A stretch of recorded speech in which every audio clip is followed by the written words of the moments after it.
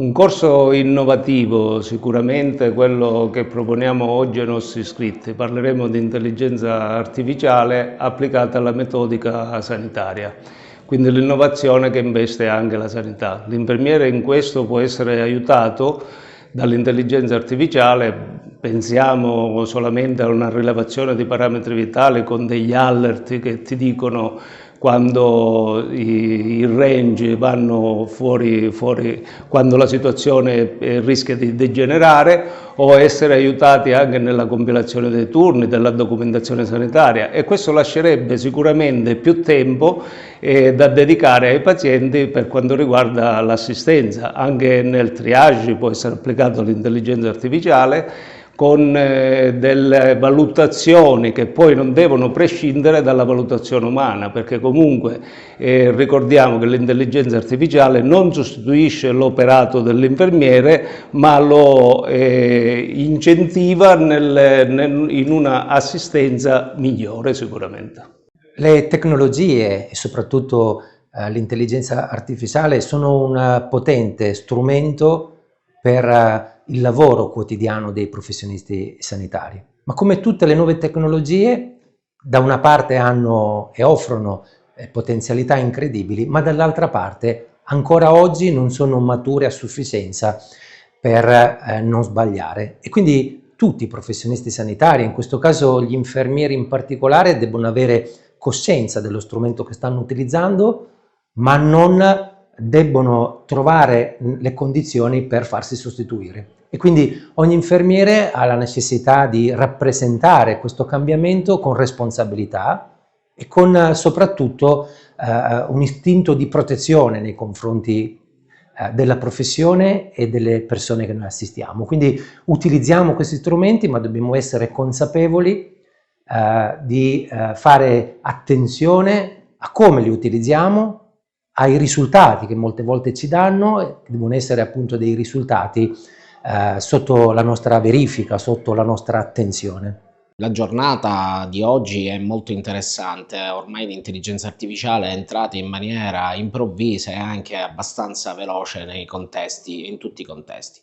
In quello clinico ovviamente bisogna stare un pochettino più attenti, perché se da un lato dirigenziale sicuramente è un valido aiuto, perché riesce attraverso algoritmi ad analizzare dati e quindi a orientare quelle che sono le scelte dirigenziali. Per quanto riguarda invece il campo infermieristico, e ricordiamo che l'infermiere è il professionista dell'assistenza e quindi ha rapporti umani, qui bisogna cominciare un attimo a vedere effettivamente ed eticamente quanto l'intelligenza artificiale può compromettere questo tipo di approccio al paziente.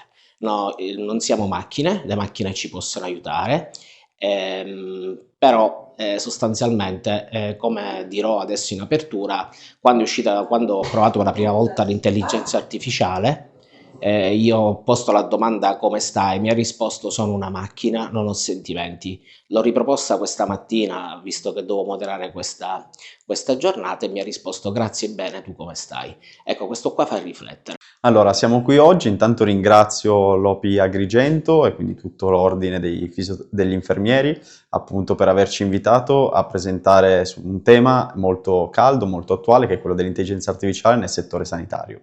Noi come Datemed sviluppiamo intelligenza artificiale, la portiamo nelle cliniche, negli ospedali italiani.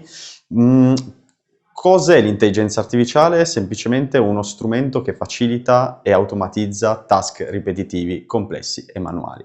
Quindi l'intelligenza artificiale è un supporto, non è una sostituzione al giudizio clinico, questo è assolutamente da ribadire. E un altro aspetto molto importante è anche la validazione degli strumenti di intelligenza artificiale.